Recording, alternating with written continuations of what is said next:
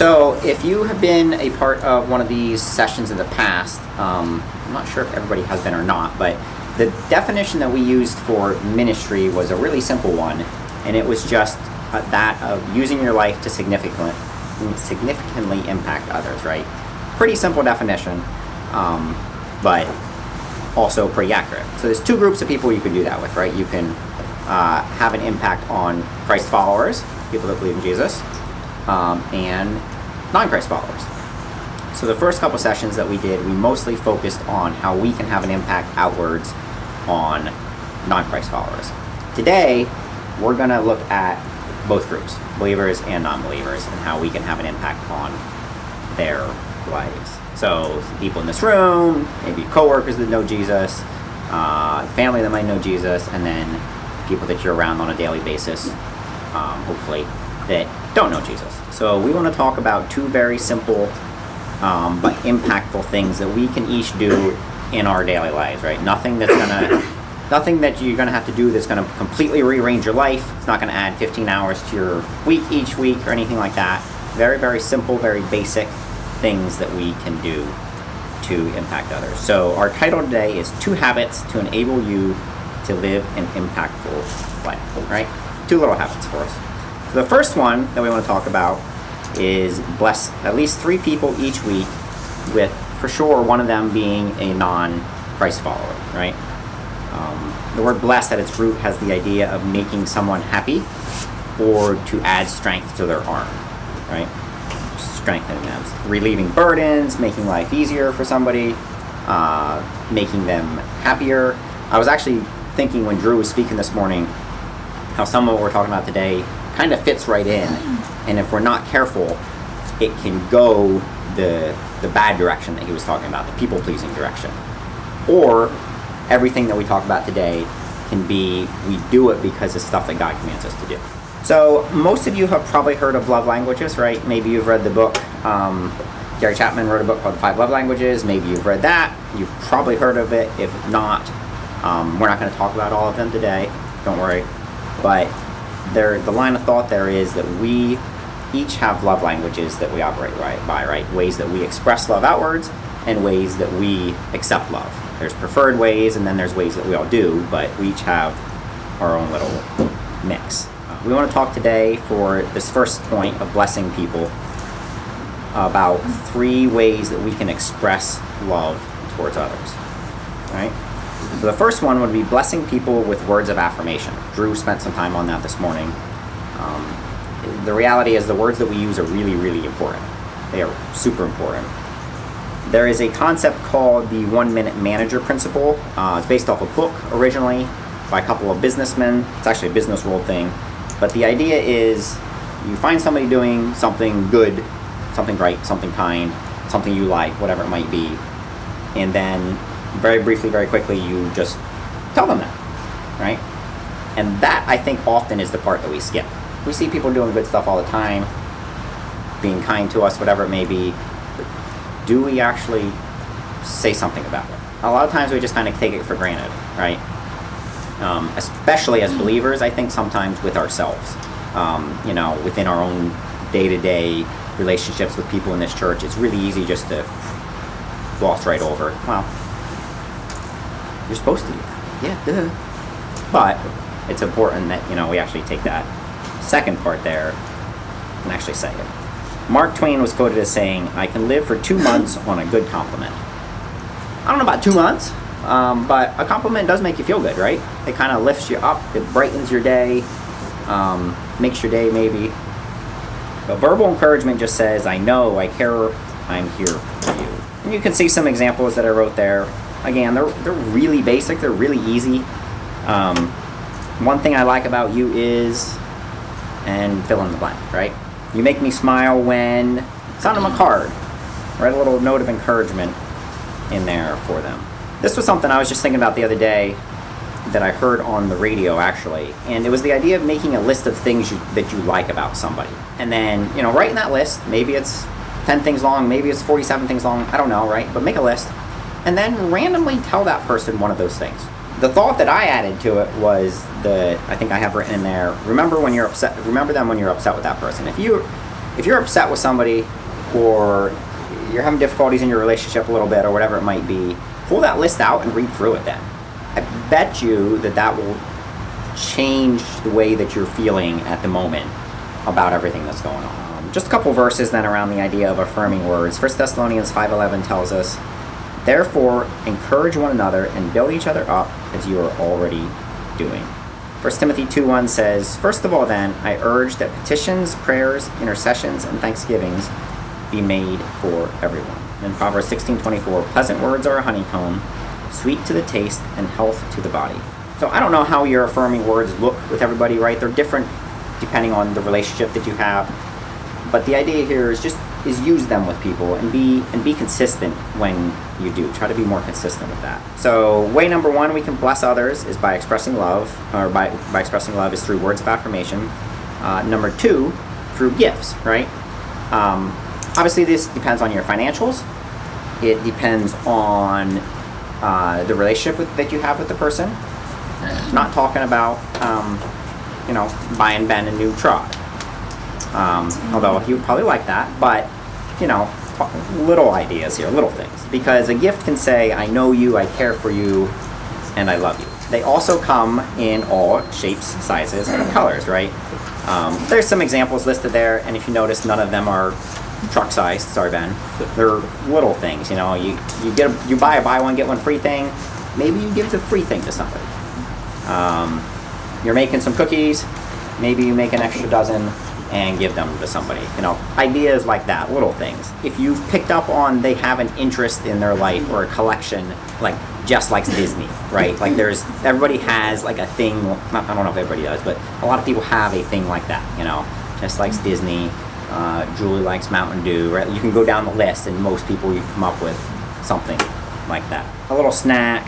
Maybe if you've done something together and you took pictures and you make copies, you could give them some copies, or because it's 2022, you could just, text them to them because you probably took them with your phone. Anything that's specific to them, right? That's kind of the key. When you do specific to people, to certain people things, it shows them that you actually have taken enough time to get to know them, to show that you care about them. And honestly, that probably will mean more than the gift, right? If you've taken the time to notice, to pick up on the fact that I like whatever it is, it means you were part of my life to actually figure that out. You care, and that matters. People care. People notice that. Avis 13:16 says, "Don't neglect to do what is good and to share, for God is pleased with such sacrifices." So we can bless others by words of affirmation, through small gifts, and then among other things, also by acts of kindness, right? Favors for people, little simple things that we can do to help out.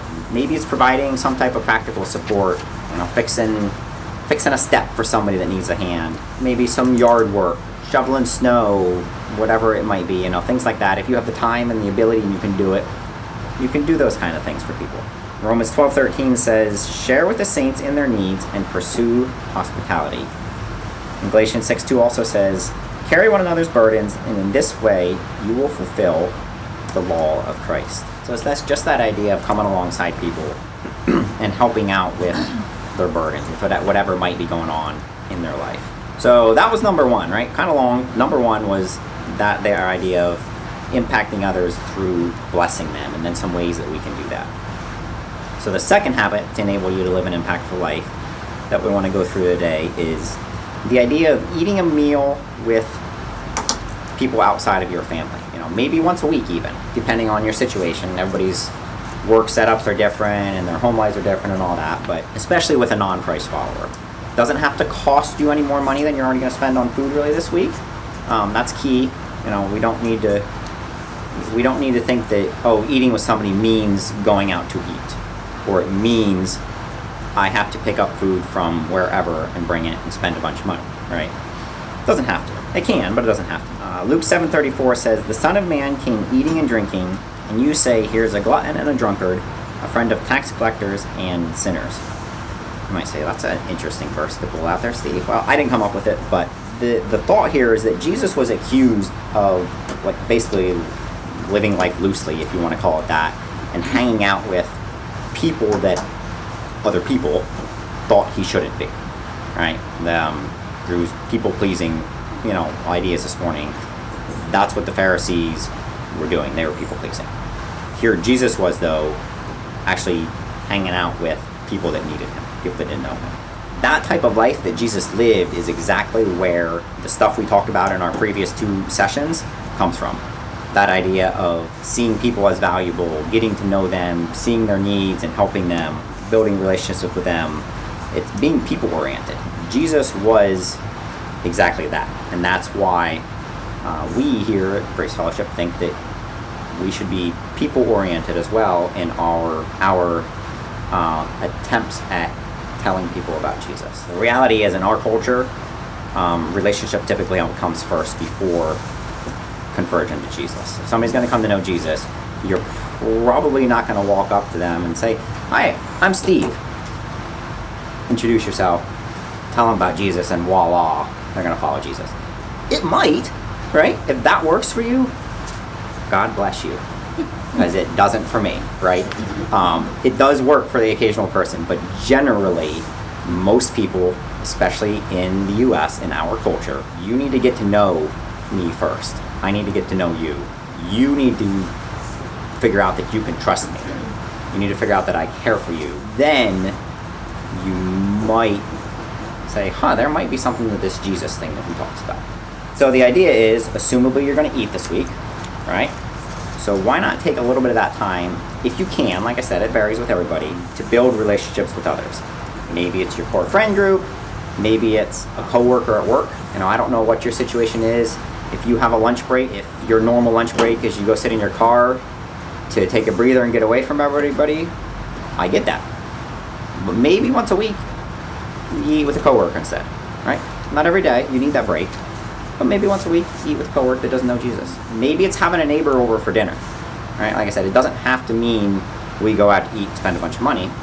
It can be adding one person to your meal, or a couple, if it's a family or whatever. But eating with people it just lets them know that you're valuable enough to me, I care enough about you that I actually want to spend time with you. You're just getting to know people and using that opportunity of a simple, or just eating some food together, to then be able to have those opportunities to talk about Jesus, to talk about the Bible, to talk about church, whatever it might be.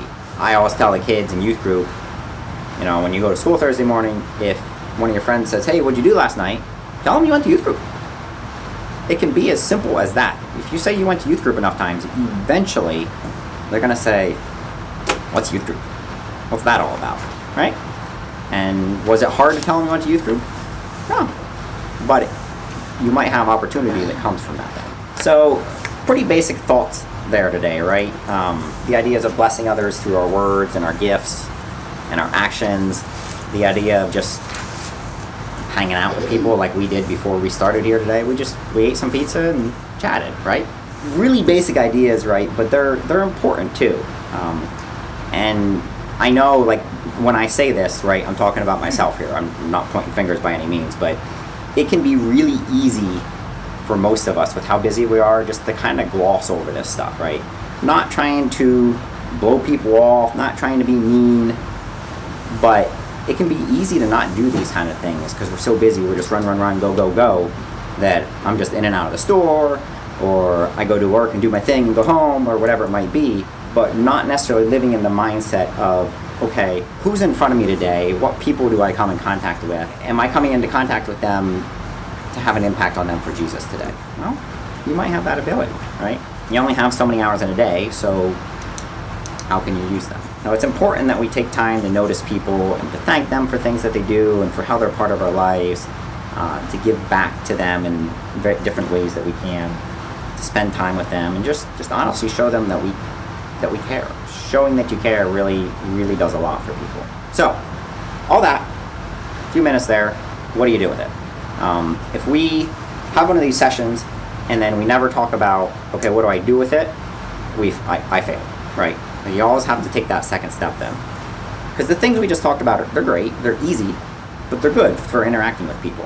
So if you remember, if you were here, I think our first session, we challenged you to name 3 people that you interact with regularly that don't know Jesus, that are in your sphere of influence, your work, your life, your home, whatever it might be, that don't know Jesus and that you could minister to, right? That they could be your focus. So think about those 3 people right now. If you know their names, are they still your 3 people? Maybe they changed. Maybe somebody came into your life and is now out of it. How's it going with them? Are your relationships with them growing? Would these kind of things that we just talked about today work with them? Probably, right? They might actually be an easy next steps that you could take with people. Today, right here and now, we're going to interact a little bit. I'm sorry, I know everybody loves interacting with each other. Think about 3 people that you could do some of these kind of things with, that you could bless. Saved and unsaved, right? Christ followers and non-Christ followers. And then think, okay, out of the things we talked about, or another idea that you have, because there's lots more, what's one thing I could do for each of them or with each of them that might, not necessarily bring them to Jesus, but build your relationship with them. And now here comes the fun. Actually take a second right now, whoever you're sitting with, group of 2 or 3 or whatever, and name your 3 people. Not necessarily the 3 people that we talked about before, but these might be 3 different people. Name your 3 people and then name an idea, just one idea, it doesn't have to be one for everybody, that you could do with them. So I'll give you a second and think about that. And then if you're really brave, whoever you're sitting with, share some affirming words with them. Something that you like about them, something that you saw them doing maybe this morning that you're thankful they did, or whatever like that. Now's when we get uncomfortable with everybody. So then, that was quick and easy, right? Hopefully, maybe. Or it made you all awkward. One or the other. It's all good. So go from the day then, and then think about this month. Take the next 30 days or so, and maybe this is already a habit in your life, right? Maybe it's something you do naturally, maybe it's not. I don't know. Think about ways that you can make blessing others like this a habit. It's a mindset. It's a way of living life that, like I said earlier, it's really easy not to do. Some days, I am not good at it. Trust me. Other days I am. But it's some days it's a struggle, right? It's not something that you just easily necessarily do every day, depending on the mood you're in and what else happened that day and so on and so forth, right? Start building that habit. So then the next part becomes, okay, we have some names, some people that we want to build relationship with better. That's great, awesome. It's also really good if we're accountable with somebody about those things. So maybe it's the person that you just talked with, sitting right here, but take that next step if you can, if you have somebody in your life that you can be accountable with, and give it a couple of weeks and call them or text them and say, hey, remember how in January there we ate some pizza and then hung out and talked about some things? You named Bob, Artichoke, and Sue, right? And how's it going with them? What's going on? Did you get to talk to them this week? Ask people how it's going. And then you can pray about ways that you could specifically bless, the people that you named. The things we talked about, they're pretty generic, right? But they're generic on purpose because you know the people that you're around. You have the relationship with them. I don't. I might with some of them, right? But you are the one that has that relationship. You have the ability to take some of the ideas that we thought about, the basic things, and make them really specific with your people. Show them that you care. So as we wrap up here, we want to remember that this isn't just about feeling good that we did something nice for somebody, or about building a better relationship with somebody, although those are great, right? That's good. You want to have that good feeling. But this is the idea of living outside of yourself, missional living that propels you outward towards non-believers, towards people that don't know Jesus, and your life having an impact on others and an influence on others for Jesus. It can be tough to do sometimes, especially depending on your day, right? I said that earlier, but let's take the time, I'm guilty of this, to walk slower. Generally, I'm go, go, go. Slow down when you can a little bit. Pay attention, be there for people if you have the opportunity to on that specific day. Because these types of habits, they'll change you, but they'll also change your relationships that you have with other people. And as you do that, you're going to see God work. And that ultimately is what we're here for, is to have an impact on other people for Jesus. That's what we're looking for.